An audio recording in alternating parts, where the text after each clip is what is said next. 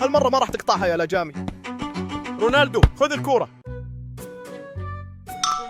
وش فيه رونالدو ساهي؟ وش اللي شاغل باله؟ رونالدو وش صاير معك؟ مو طبيعي اليوم. يا عيال آسف، ما أقدر أكمل التمرين اليوم.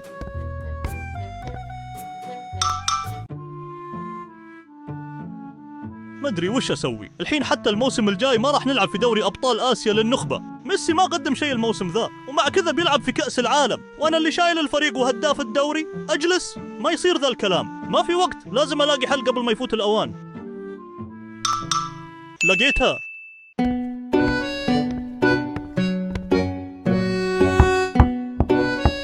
يا سلام، ترشحت لأفضل لاعب سعودي.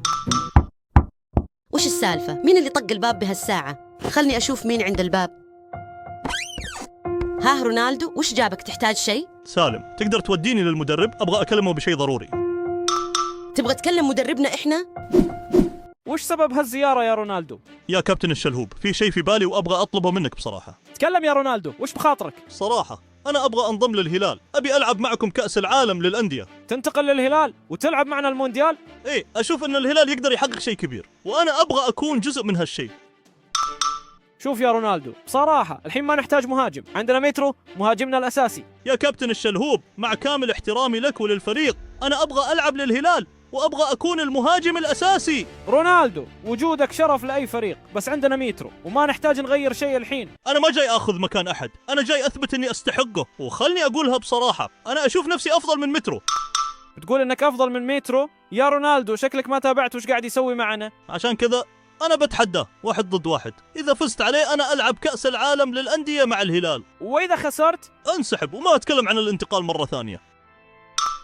اسمعوا زين يا عيال، راح نسوي 3 تحديات. تحدي السرعة، المراوغة، والتسديد، واللي يجيب نقاط أكثر هو اللي بيفوز. مستعدين؟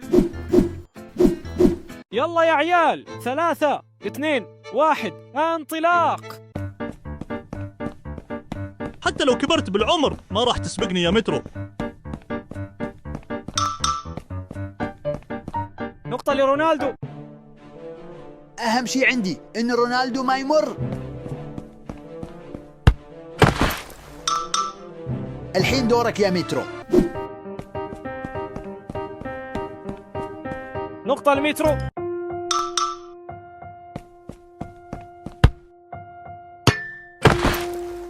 هالكرة بتحدد كل شيء، إذا دخلت أنا الفايز.